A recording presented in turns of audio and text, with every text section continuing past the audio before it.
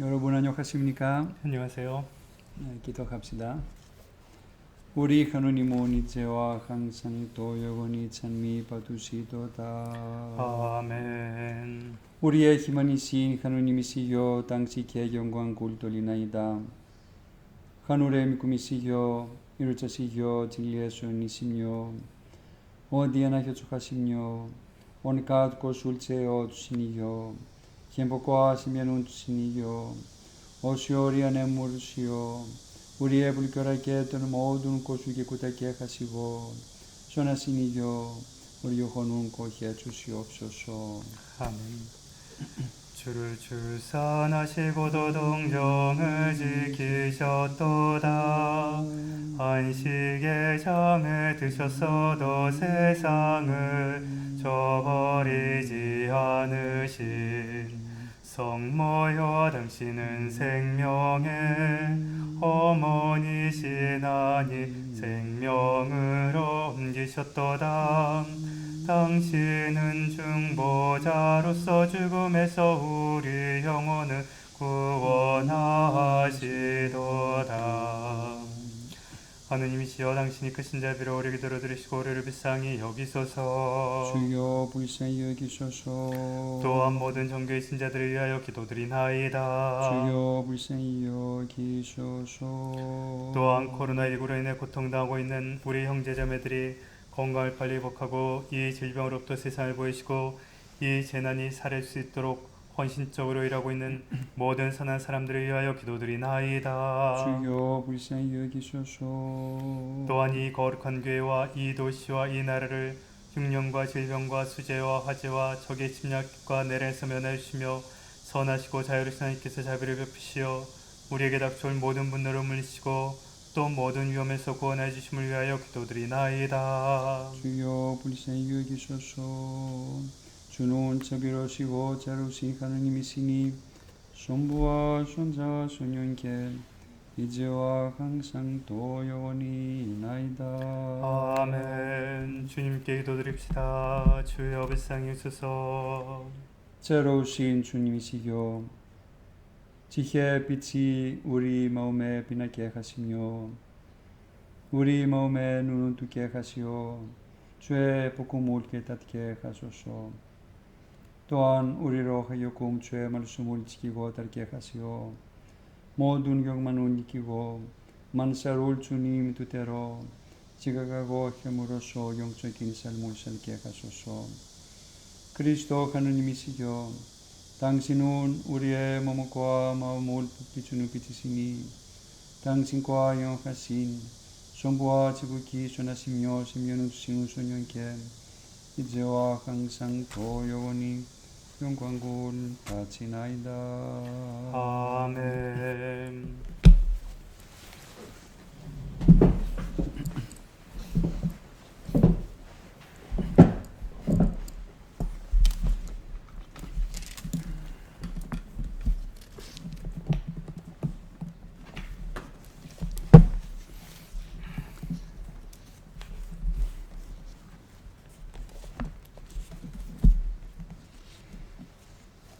Βρισκόμαστε στο πρώτο κεφάλαιο της επιστολής του Αποστόλου Παύλου προς Κολοσσαείς και σήμερα θα μελετήσουμε τον 24ο στίχο από τον οποίο μέχρι τον 21ο στίχο όλη αυτή η ενότητα αναφέρεται στη διακονία του Παύλου στην Εκκλησία. 네, 오늘은 계속해서 저희가 골로사에서 1장의 말씀에서 24절의 말씀을 볼 것입니다. 이제 그 24절부터 이제 29절까지는 이제 그 사도 바울로가 이제 그 교회에서의 그 사도 바울의 이제 그 봉사직에 대해서 언급하고 있는 내용입니다. 네. 1장 24절입니다. 그래서 나는 여러분을 위하여 기꺼이 고통을 겪고 있습니다. 그리고 나는 그리스도의 몸인 교회를 위하여 그리스도의 남은 고난을 내 몸으로 채우고 있습니다. Ο Απόστολος Παύλος σε αυτή την ενότητα των 6 στίχων μας μιλάει για την Εκκλησία που είναι το σώμα του Χριστού. 사도 바울로께서는 여기에 이제 그 6개의 구절, 즉 24절부터 이제 그 29절까지 이 말씀에서 바로 이제 그 그리스도의 몸인 교회에 대해서 언급하고 있습니다. Και επιτρέψτε μου μια πολύ σύντομη αναφορά σε όλη αυτή την περικοπή των 6 στίχων για να δούμε έτσι με πολύ λίγα λόγια το περιεχόμενό της. Καταρχήν ο Απόστολος Παύλος κάνει λόγο εδώ για τα παθήματά του, τα οποία υποφέρει υπέρ της Εκκλησίας και τα οποία αντιμετωπίζει με χαρά. 이제 이 부분에 대해서 이제 전반적으로 이제 말씀드리겠습니다. 먼저 사도 바울로께서는 이제 그 자신이 겪고 있는 이제 그 고통에 대해서 이제 이 언급을 하고 있습니다. 이 고통은 이제 그 교회를 위해서 이제 이 기꺼이 이제 그 기쁜 마음으로 또 이제 겪고 있다라고 얘기하고 있습니다. Και αιτία των παθημάτων του, τα οποία αντιμετωπίζει με χαρά, είναι ασφαλώς η διάδοση του Ευαγγελίου και ο ευαγγελισμός των εξεθνών πιστών, μεταξύ των οποίων εξέχουσα θέση καταλαμβάνουν οι χριστιανοί της Εκκλησίας των Κολοσσών.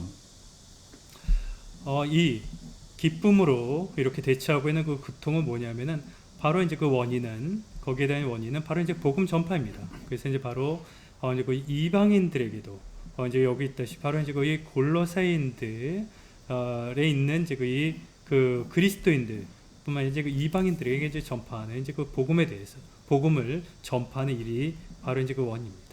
Και η βαθιά πίστη και πεποίθηση του Αποστόλου Παύλου σε αυτά τα οποία κηρύσσει τον έχουν φέρει μέχρι τα δεσμά της φυλακής. 이렇게 사도 바울께서는 그 깊은 큰 그 믿음을 통해서 이제 그 말씀을 전파하는 것이 결국에는 사도 바울로가 이제 이 감옥에 갇히는 결과를 또 이제 가지고 오게 되었습니다. Γι' αυτό ξεκινάει τον 24ο στίχο με τα λόγια «Νυν χαίρο εν της παθήμασιν υπερ ημών». Χαίρομαι τώρα που υποφέρω για χάρη σας. 그래서 24절 이제 시작할 때도 나는 여러분을 위하여 기꺼이 고통을 겪고 있습니다. 즉 여러분을 위해서 고통을 겪으면서 이제 그 기쁨으로 이 고통을 겪고 있다라고 얘기하고 있습니다. Με αυτά τα λόγια ο Απόστολος λέει πρώτα ότι το έργο που του ανέθεσε ο Θεός και που είναι ο Ευαγγελισμός των ανθρώπων προσπαθεί να εκπληρώσει την αποστολή που του ανέθεσε ο Χριστός. 사도 바울로께서는 바로 이제 그리스도께서 이제 이 내리신 그 사명, 즉 이제 그 사람들에게 이제 그 복음을 전파하는 일을 이제 완성하려고 애를 쓰고 있는 것입니다. Και δεύτερον, υπηρετεί αυτή την αποστολή που τον έθεσε ο Χριστός ακόμη και με τα δεσμά του και υποφέροντας θλίψεις και παθήματα. 이렇게 그리스도께서 이제 그 맡긴 그 사명을 이제 완성하기 위해서 바로 이제 그 고통과 그 이제 이 고난 속에서도 그것을 이제 진행했던 것입니다. Σε αυτό το σημείο βλέπουμε κάτι πολύ σημαντικό το οποίο πρέπει να προσέξουμε όλοι μας. Δηλαδή η διάδοση του Ευαγγελίου δεν γίνεται μόνο με το κήρυγμα, αλλά η διάδοση του Ευαγγελίου γίνεται και με τις θλίψεις του Παύλου. 여기서 이제 우리가 한 가지 이제 주의할 것은 이 복음 전파라는 것은 설교만으로서만 말로써 하는 이제 설교만으로서만 이루어지는 것이 아닙니다. 바로 이제 거기에는 또 이런 이제 그 고통이 고난이 또 따른다는 것입니다. 사도 바울로의 경우처럼. Με άλλα λόγια, οι θλίψεις τις οποίες ο Παύλος αντιμετωπίζει με χαρά ανήκουν στη διακονία του Παύλου ως Αποστόλου. 즉 사도 바울로가 이렇게 기쁨으로 대처하는 이러한 그 고난은 바로 이제 그 사도로서의 그러한 이제 그 역할을 사도가 하는 그 역할 안에 포함되어 있는 것입니다. Και έτσι μπορούμε να μιλάμε για την διακονία των θλίψεων. 예, 이렇게 이제 그래서 바로 이제 그 고난에 이제 그 일을 고난에 이제 어떻게 보면은 이제 그 고난이라는 그런 이제 그 사명을 이렇게 이제 겪고 하게 되는 것입니다. Ο Ιερός Χρυσόστομος σε αυτό το σημείο βάζει στο στόμα του Αποστόλου Παύλου τα εξής λόγια και λέει «Τόσο πολύ πιστεύω σε αυτό το έργο του Ευαγγελισμού των ανθρώπων, γι' αυτό και πάσχω υπέρ αυτού». 그래서 이제 그 요한계시록 선생님께서 이제 그 사도 바울로 입을 통해서 또 이렇게 얘기합니다. 그 사람들에게 복음 전파하는 것을 중요하다는 것을 그 믿기 때문에 그만큼 믿기 때문에 이제 그 고통 속에서도 그것을 해나간다라고 얘기하고 있습니다. Και όχι μόνο πάσχω, αλλά και πάσχω με χαρά, αποβλέποντας τη μελλοντική ελπίδα, που είναι η ελπίδα της Βασιλείας των Ουρανών. 네, 이렇게 이제 이 고통을 이제 겪는 데 있어서 그냥 겪는 것이 아니라 바로 기쁨으로 기꺼이 그 고통을 겪으면서 이렇게 이제 해나가는데 왜냐하면 바로 미래에 대한 희망을 이제 또 가지고 있기 때문입니다. 이 미래에 대한 희망은 바로 이제 그 하늘나라에 대한 그 희망입니다. Και προσθέτει λέγοντας και πάσχω όχι για μένα, αλλά για τη σωτηρία σας, προς χάρη σας. 그러면서 또 계속해서 말씀하시기를 나는 이렇게 고통을 받는 것이 나를 위해서가 아니라 바로 여러분들이 그 구원을 위해서 고통을 겪는 것입니다. 라고 얘기합니다. Πολλές φορές ορισμένοι χριστιανοί έχουν την ασφαλμένη αντίληψη ότι η διακονία στην Εκκλησία είναι μόνο κάποιος ο οποίος κηρύσσει το Ευαγγέλιο είτε με το γραπτό είτε με το προφορικό λόγο. 많은 사람들은 이렇게 이제 그 교회를 위한 봉직이 바로 이제 이 설교 말씀을 전달하는 것을만 생각하는 경우가 많습니다. 그것이 글로 하던 말로 하던 설교 말씀을 전달하는 것으로서만 생각합니다. Και ξεχνούν ότι μεγάλο μέρος της διακονίας στην Εκκλησία είναι η διακονία των θλίψεων. 교회를 위한 그 봉사의 아주 이제 그 큰 그 부분이 또한 이제 그 교회를 위한 이제 또 이제 그 고난을 겪는다는 것을 잊고 있습니다. Όταν παραδείγματος χάρη, όπως βλέπουμε μέσα από τους βίους των Αγίων, ένας Άγιος υποφέρει σωματικά από μια ασθένεια και αντιμετωπίζει την ασθένεια αυτή με ηλαρό πρόσωπο και με δοξολογία προς το Θεό, αυτός ο Άγιος με τη θλίψη που υπομένει διακονεί το Ευαγγέλιο προς τους γύρω του. 그래서 우리가 성인들의 삶을 봤을 때 어떤 성인이 병에 걸려서 그 육체적인 이제 병에 걸려서 이제 그 힘든 그런 이제 고통을 받을 때 그런 후에도 불구하고 밝은 얼굴로 하나님께 영광을 돌리는 그러한 그 모습은 바로 그 주변 사람들에게 복음을 전파하는 그러한 일을 하는 것입니다.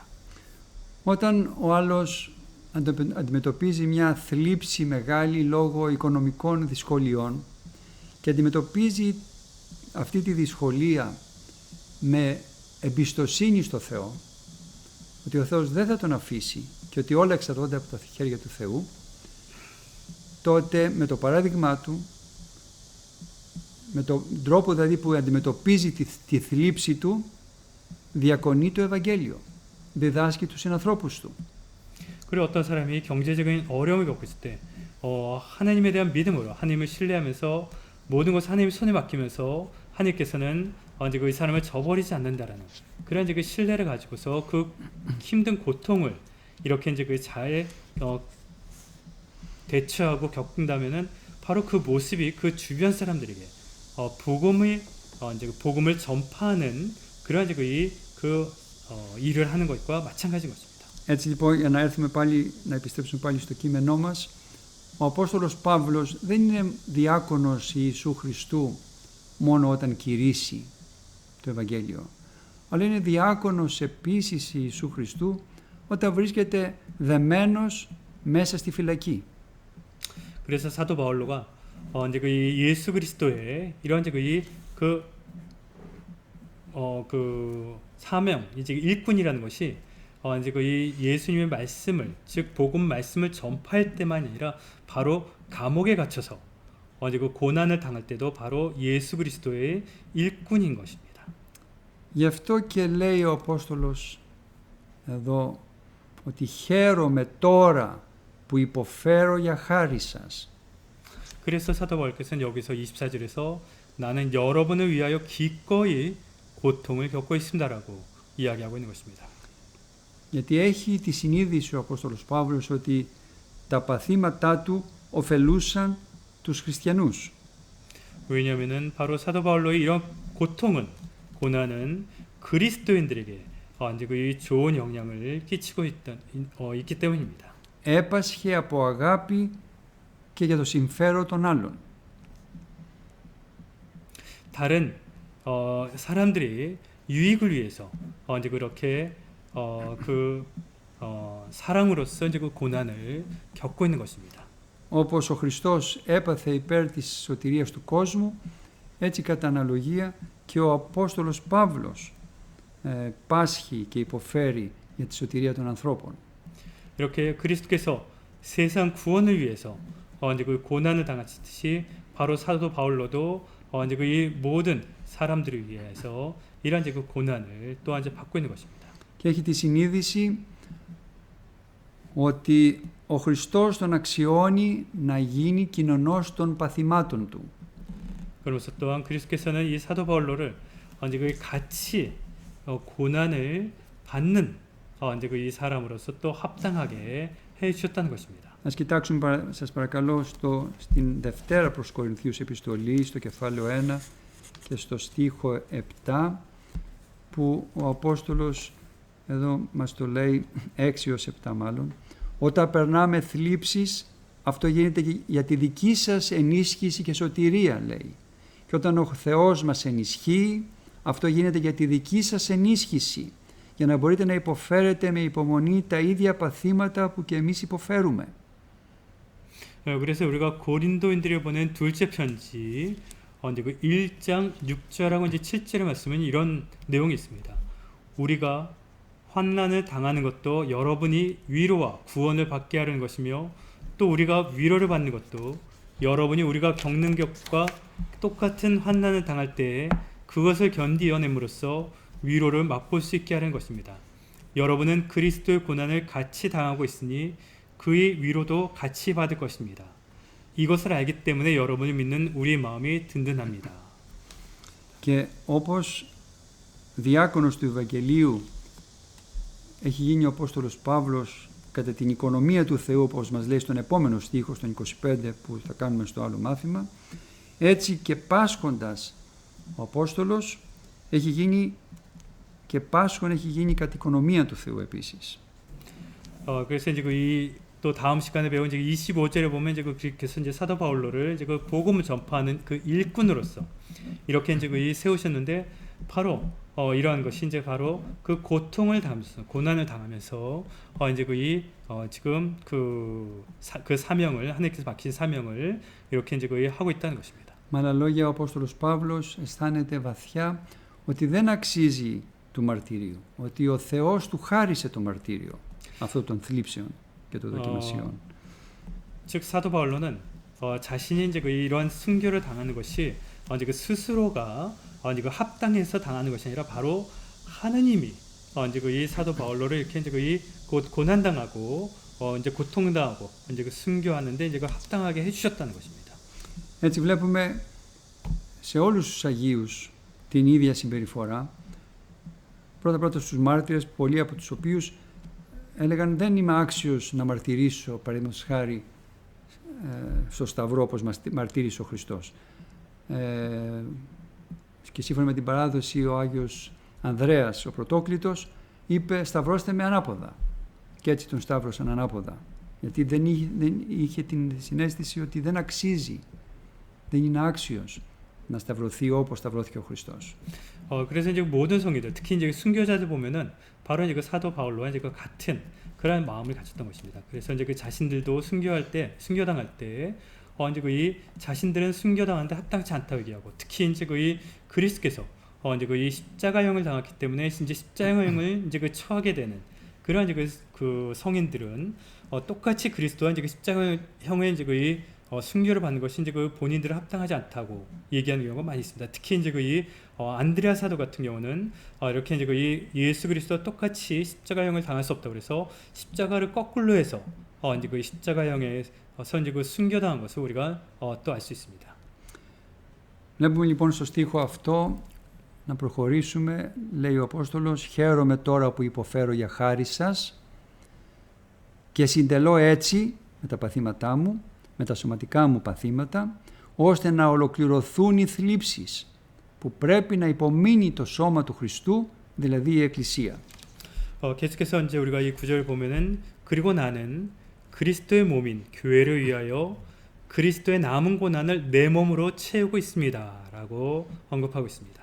Ο Παύλος ζει στην ατμόσφαιρα της πρωτοχριστιανικής εκκλησίας που πιστεύουν ότι το τέλος του κόσμου πλησιάζει και ο Κύριος είναι εγγύς, έρχεται, πλησιάζει η Δευτέρα παρουσία Του.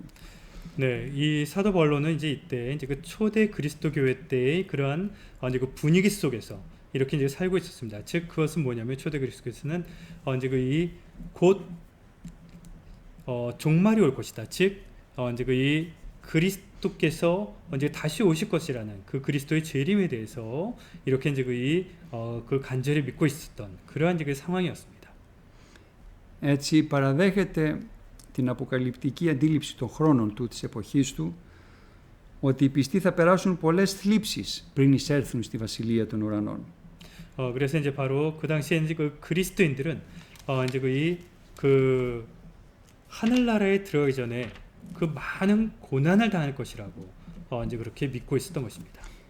Και μάλιστα οι χριστιανοί πρέπει να καφιούνται για τις θλίψεις αυτές που θα υποστούν.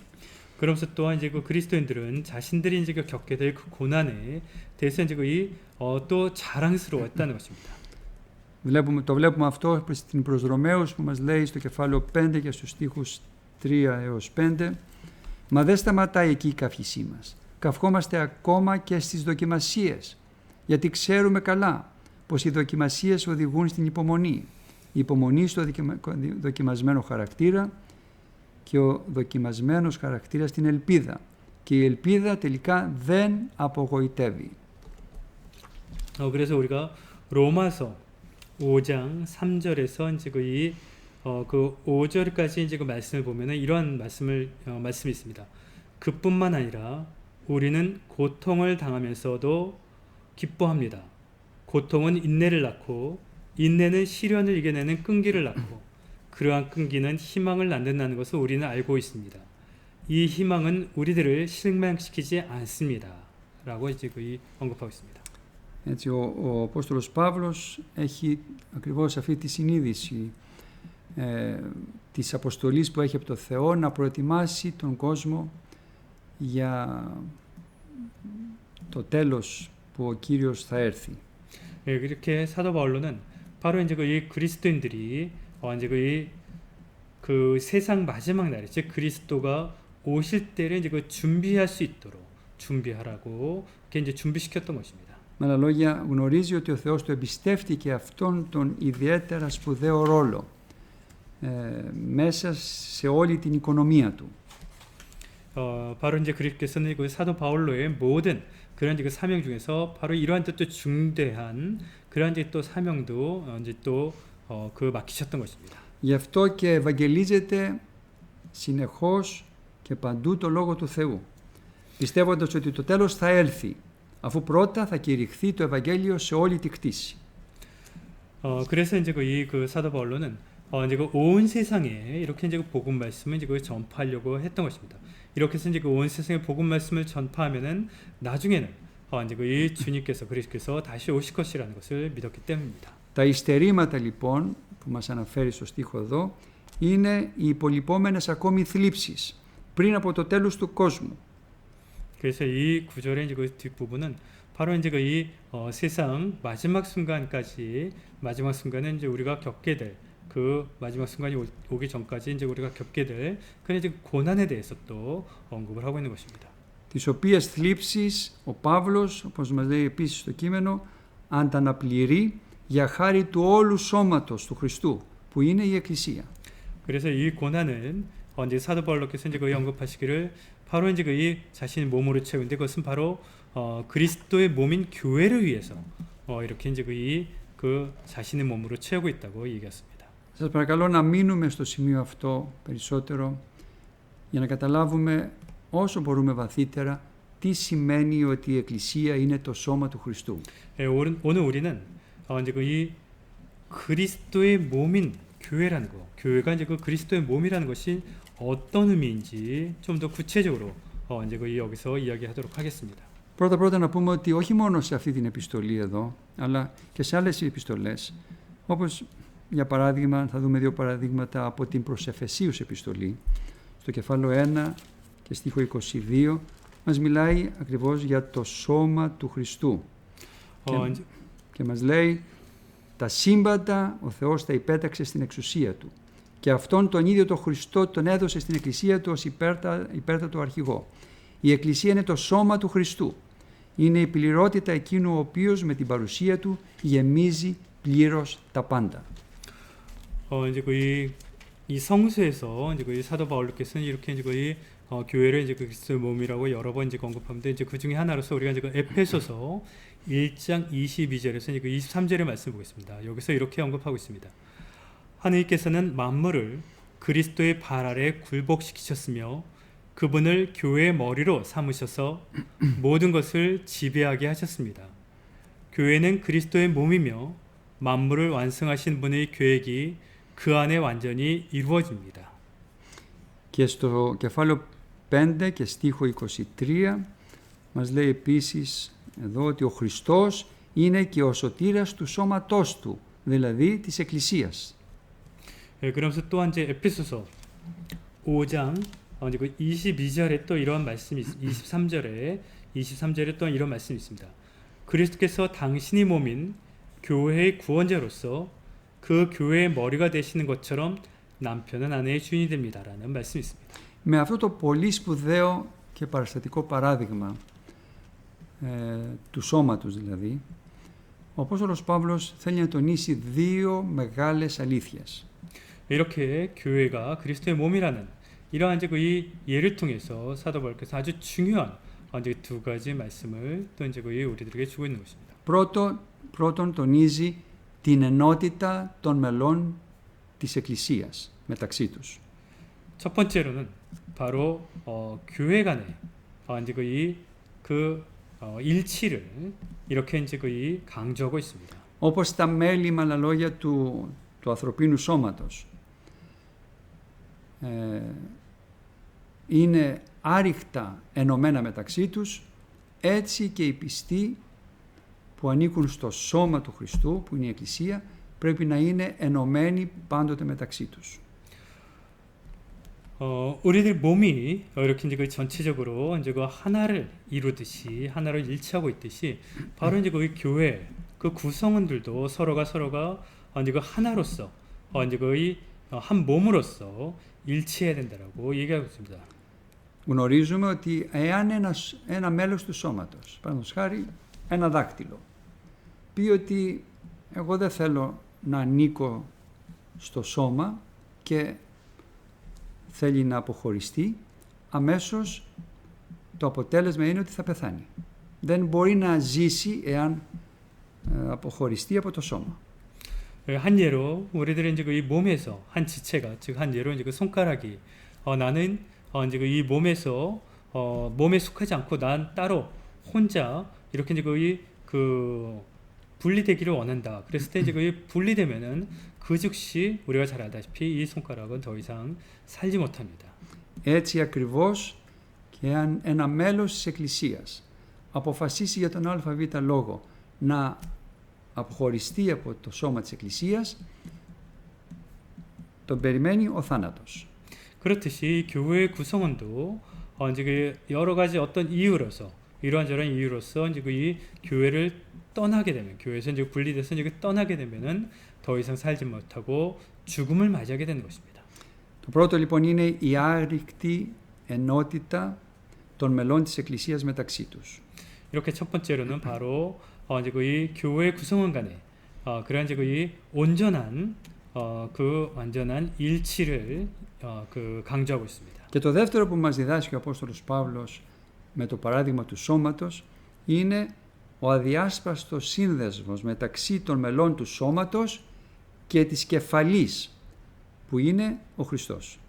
그 이제 두 번째로 사도 바울께서 이 몸의 비유를 통해서 우리들에게 주려는 그 가르침은 바로 이 교회 구성원들과 이제 이또 머리신 그 그리스도와의 그러한 이제 그 일치를 이제 분열되지 않는 하나의 이제 그 일치를 또 이야기하고 있는 것입니다. Είναι δυνατόν ένα σώμα ακέφαλο να έχει ζωή? Όταν θα χωριστεί το κεφάλι από το σώμα, αμέσως πεθαίνει. Έτσι ακριβώς δεν είναι δυνατόν κάποιος να νομίζει ότι έχει ζωή όταν δεν είναι ενωμένος με την κεφαλή που είναι ο Χριστός. 한 몸이 머리가 없이 살 수 있을까요? 당연히 이제 그 머리가 없으면은 이제 몸은 살지 못합니다. 그렇듯이 이제 우리가 그 교회의 머리인 그리스도와 함께하지 않는다면은 우리는 이제 살아갈 수 없다는 것입니다. Σωτηρία λοιπόν, ζωή λοιπόν υπάρχει μόνο όταν είμαστε ενωμένοι μέσα στο σώμα της Εκκλησίας. 이렇게 우리들의 구원과 이 생명은 우리가 이제 이 교회 이제 구성원으로서 하나로 있을 때 교회 지체로서 이렇게 이제 그 하나가 되어 있을 때 일치되어 있을 때 우리가 얻을 수 있는 것입니다. Μέσα λοιπόν στο σώμα του Χριστού που είναι η Εκκλησία, όπως μας λέει εδώ ο Απόστολος Παύλος, βιώνουμε την ιστορική πραγματοποίηση του προαιώνιου σχεδίου του Θεού για τη σωτηρία της ανθρωπότητας, για τη σωτηρία του κόσμου. 네, 이렇게 이제 우리가 그리스도의 몸 안에 있을 때 하나님께서 이제 그 계획하신 그 인간 세상 이제 그 구원의 그 역사를 우리가 살아갈 수 있는 것입니다. Έτσι βλέπουμε λοιπόν μέσα σε αυτό το σχέδιο της θείας οικονομίας είναι η ένωση των ανθρώπων μεταξύ τους, των Ιουδαίων και των εθνικών και όλων σαν ένα σώμα. 바로 이러한 신성한 그 계획 섭리는 바로 이제 이 일치에서 즉 유대인이든 이방인이든 이제 그 교회의 한 몸 안에서 이제 일치를 이룰 때 바로 그런 이제 그 구원이 이루어지는 것입니다. Μέσα στο σχέδιο της θείας οικονομίας είναι η δημιουργία μιας νέας ανθρωπότητας με κεφαλή και αρχηγό το Χριστό. 바로 이런 이제 그 신성한 섭리의 계획은 바로 이제 이 그리스도를 머리로 하는 그리스도를 이제 머리로 하는 그런 이제 이 새로운 그 인류를 이제 이렇게 만드는 것입니다. Και μέσα σε αυτό το παράδειγμα και όλα όσα λέμε φαίνεται ξεκάθαρα η ενότητα που υπάρχει μεταξύ χριστολογίας και εκκλησιολογίας. 이 몸의 예수께서 바로 이제 또한 우리는 이제 그리스도론과 이제 그 교회론이 이제 함께 있다는 것을 그것이 일치해 있다는 것을 우리가 볼 수 있습니다. Χριστολογία και εκκλησιολογία είναι άρρηκτα ενωμένες μεταξύ τους. Δεν μπορούμε να εννοήσουμε το ένα χωρίς το άλλο. 예, 그리스도론과 이제 그 교회론은 이제 그 온전하게 완벽하게 이제 그 일치되어 있는 것입니다. 이제 그것이 분리돼서 우리가 하나하나 따로 분리돼서 우리가 이제 그 얘기할 수 없는 것입니다. Και μέσα στην εκκλησία, επαναλαμβάνω, ο πιστός ζει την καινούργια πνευματική ζωή. 예, 교회 안에서 바로 그리스도인들은 새로운 이제 그 영적인 삶을 살아갈 수 있는 것입니다. Η οποία νέα πνευματική ζωή είναι σύμφωνη με το θέλημα του Χριστού και στην οποία αμέσα σε αυτή τη νέα ζωή έχουν ξεπεραστεί όλες οι σαρκικές και ανθρώπινες διακρίσεις της ανθρωπότητας. 이렇게 새로운 영적인 삶은 바로 하나님의 뜻에 따라 사는 것으로서 이제 그 인간 세계 육적인 그런 이제 그 모든 것을 이제 넘어서서 하나님의 뜻에 따라 사는 것입니다. Και στις επιστολές του Αποστόλου Παύλου επίσης βλέπουμε την έκφραση «εν Χριστώ».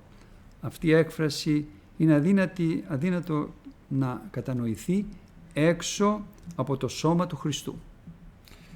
이제 그 사도 바울로 이제 그 서신 안에 보면 이제 그 그리스도 안에서라는 이렇게 이제 그 언급이 많은데 이것이 교회 바깥으로서 이제 그 이루어질 수 없는 것입니다. Με άλλα λόγια, πνευματικότητα, αυτό που πολλές φορές ακούμε με τον όρο spirituality, πνευματική ζωή λοιπόν του πιστού είναι αδύνατο να υπάρχει χωρίς το εκκλησιαστικό υπόβαθρο, χωρίς με άλλα λόγια τα μυστήρια της Εκκλησίας. 네, 이렇게 이제 우리가 많이 얘기하는 이제 그 영성, 우리가 이제 신자들의 영성 생활이 이제 그 교회라는 그러한 이제 그 기반이 없으면, 즉 이제 그 교회 이제 그 성사 생활이 없이는 이제 그것이 이루어질 수가 없는 것입니다. Αδελφοί μου, το προσέξουμε πάρα πολύ το θέμα αυτό, γιατί δυστυχώς υπάρχουν χριστιανοί οι οποίοι λένε εγώ πιστεύω στο Χριστό, εγώ αγαπώ τον Χριστό, αλλά δεν θέλω να έχω καμία σχέση με την Εκκλησία. 예, 우리가 굉장히 주의해야 될 것이 이제 그 어떤 그리스도인들이 이렇게 얘기합니다. 나는 그리스도를 믿고 그리스도를 사랑하지만은 교회와는 어떤 관계도 가지고 싶지 않다라고 얘기한 사람들이 있습니다. Εγώ προσεύχομαι στο σπίτι μου, διαβάζω την Αγία Γραφή, αλλά δεν θέλω να πάω στην Εκκλησία για τον α ή β λόγο. Και έχουν πολλές προφάσεις εναμαρτίες να πούν. 예, 집에서 나는 기도하고 성서도 읽지만은 이제 그 여러 가지 일 때문에 나는 교회 안 나간다라는 이런 얘기를 합니다. Αυτό είναι το λιγότερο που μπορεί να πει κανείς, είναι μεγάλη πλάνη. Διότι δεν μπορεί να υπάρξει πνευματική ζωή χωρίς μυστηριακή ζωή. 이것은 굉장히 큰 오류로서 잘못으로서 이제 그 성사 생활이 없이는 우리가 영적인 삶, 즉 영성 생활을 우리가 가질 수 없는 것입니다. Αυτός που λέει ότι εγώ πιστεύω στο Χριστό, αλλά αρνούμαι να πάω στην Εκκλησία, είναι με το παράδειγμα του σώματος που ανέφερε ο Απόστολος Παύλος, το ίδιο σαν να λέει κάποιος εγώ θέλω να ανήκω στο σώμα, αλλά χωρίς κεφάλι. 이렇게 이제 나는 그리스도인이지만 지금 교회에는 나가지 않겠다고 하는 것은 바로 이제 그 사도 바울께서 여기서 이제 그 몸으로서 이렇게 이제 그 예를 들었다시피 나는 몸의 지체로서 속하고 싶지만 속해 있지만은 머리는 필요 없다라고 얘기하는 것과 똑같은 것입니다. Και είναι, θα λέγαμε σήμερα και λίγο της μόδας η τάση ορισμένων να λένε εγώ δεν ανήκω σε καμία εκκλησία, είναι η ανεκκλησίαστη, έτσι, και υπάρχει και στα αγγλικά ειδικός όρος γι' αυτό, που τους λες σε ποια εκκλησία ανήκεις, λέει δεν ανήκω σε καμία εκκλησία. Εγώ με τον Χριστό έχω προσωπική σχέση και δεν θέλω να έχω καμία σχέση με καμία εκκλησία. 예, 그래서 이제 지금 현대에 이제 또한 이제 그 모습으로서 이제 그 그리스도인을 하면서 이제 그 자기는 개인적으로 이제 그 하느님과 이제 그 그리스도 이제 관계를 가지면서 나는 어떤 교회도 이제 속하지 않는다, 어떤 교회랑도 속하지 않고 싶다라고 하는 이제 그런 무리들이 있습니다. Αυτό είναι, επαναλαμβάνω, μεγάλη πλάνη, γιατί όπως βλέπουμε στη θεολογία του Αποστόλου Παύλου, για τον Απόστολο Παύλο το εν Χριστώ δεν έχει ατομική έννοια και σημασία, αλλά έχει εκκλησιολογική σημασία. 이것은 이제 그 사도 바울께서 여기서 이제 언급하고 있다시피 이제 이제 굉장히 큰 오류고 잘못입니다. 우리가 이제 그리스도 안에 이렇게 이제 속한다는 것이 어떤 개인적인 그러한 이제 그 관계가 아니라 바로 이제 그 교회론적인 면에서 얘기가 얘기가 되는 것입니다. Με άλλα λόγια, δεν μπορεί κανείς να λέει ότι ζω εν Χριστώ, αλλά αρνείται να έχει συνάντηση με τον διπλανό του, με τον αδελφό του, με τα υπόλοιπα μέλη του σώματος του Χριστού. 네, 우리가 이제 그 그리스도 안에 이렇게 이제 그 생활한다 하면서 이제 우리 형제와 우리 이웃과 즉 이제 그 그리스도의 이제 그 몸에 다른 지체들과 만남을 가지고 만나지 않으면서 다른 지체들과 이제 그 만나지 않으면서 이제 그 그리스도 안에 있다라고 그리스도 안에서 이제 그 삶을 살아간다라고 얘기할 수가 없다는 것입니다. 불가능하다는 것입니다. Αυτή η υπέροχη εικόνα, αδελφοί μου, του σώματος, για να καταλάβουμε τι σημαίνει εκκλησία, δεν ήταν άγνωστη στην εποχή του Αποστόλου Παύλου. Την συναντούμε στους στοικούς φιλοσόφους, οι οποίοι τη χρησιμοποιούσαν αλλά με διαφορετική έννοια και θα εξηγήσω στη συνέχεια.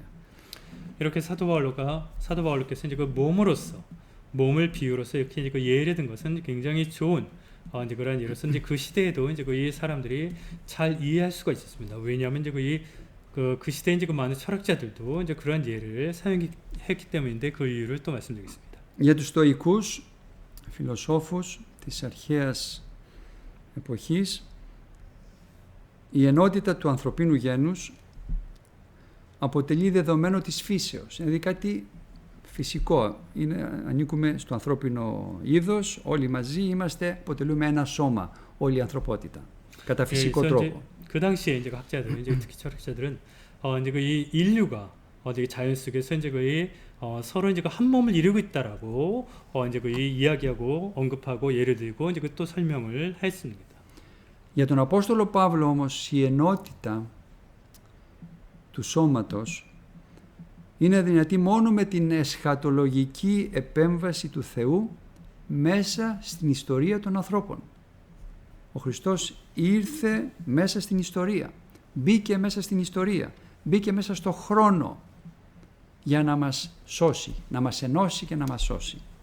하지만 이제 사도 바울께서 여기서 얘기하는 이제 그 일치는 바로 이제 그리스도께서 이 세상에 오셔서 우리 안에 역사 안에 이제 그 함께 하고 있는 그러한 이제 그 면으로서 이제 또 나중에 이제 그 종말론적인 그런 이제 또 면을 또 얘기하고 있는 것입니다. Ο άνθρωπος μόνο εν Χριστώ μπορεί να βιώσει την ενότητα ως σώμα Χριστού. 사람은 이제 그리스도 안에서만 이제 그 바로 이제 한 지체로서 이제 그리스도의 몸을 이렇게 이제 살아갈 수 있는 것입니다. 그리스도의 이제 그 몸으로서 이렇게 살아갈 수 있는 것입니다. Γιατί ο άνθρωπος χωρίς Χριστό μετά την πτώση του μόνο διαιρέσεις και διασπάσεις μπορεί να δημιουργεί. 왜냐하면 사람은 이제 이 낙원에서 추방됨으로써 이제 오직 분열과 이제 이 파괴만을 이제 할 수 있었기 때문입니다. Εκείνο όμως που δημιουργεί την ενότητα είναι το Πανάγιο Πνεύμα, το οποίο η ενότητα πάντα σε κάλεσε, όπως ψάλλουμε και στον ύμνο, σε ύμνο της Πεντηκοστής. 우리에게 일치를 이룰 수 있게 하는 것은 이제 우리가 이제 오순절 이제 찬양송에서도 이제 언급했다시피 바로 이 거룩한 성령만이 우리에게 일치를 이룰 수 있게 해주는 것입니다. Γιατί το Άγιο Πνεύμα είναι ο σύνδεσμος, ο συνεκτικός δεσμός της νέας ανθρωπότητας, της εν Χριστώ νέας ανθρωπότητας. 바로 이제 그 성령께서 우리가 그리스도 안에서 이제 그 새로운 인류를 이런 이제 그 일치된 한 몸이 이루는 성령을 그 인류를 이제 그 만들 수 있기 때문입니다. Και αυτή η νέα ανθρωπότητα γίνεται πραγματικότητα μόνο μέσα στο σώμα του Χριστού, δηλαδή μόνο μέσα στην Εκκλησία. Γιατί εκτός Εκκλησίας δεν υπάρχει σωτηρία 이런 새로운 인류는 바로 και ενότητα. 이제 그 그리스도의 몸 안에서 이루어졌을 때, 즉 우리가 교회 안에 있을 때만이 이제 그 이루어질 수 있는 것입니다. Επιτρέψτε μου τελειώνοντας δύο πολύ μικρά αποσπάσματα από τον Ιερό Χρυσόστομο για το θέμα αυτό που στο τέλος αναλύσαμε, το θέμα της Εκκλησίας ως σώματος του Χριστού. 우리가 이제 지금 이제 그 마지막으로 이제 우리가 끝 부분에 오늘 언급한 이제 이 교회는 이제 그 그리스도의 몸이라는 부분에 대한 이제 이제 그 말씀들을 이제 좀 보고 있습니다. Μας λέει λοιπόν στο πρώτο μικρό απόσπασμα ότι όπως και το σώμα και η κεφαλή είναι ένας άνθρωπος, έτσι και η Εκκλησία και ο Χριστός είναι ένα πράγμα. 또 요한 그리스도서. Χρυσόστομος.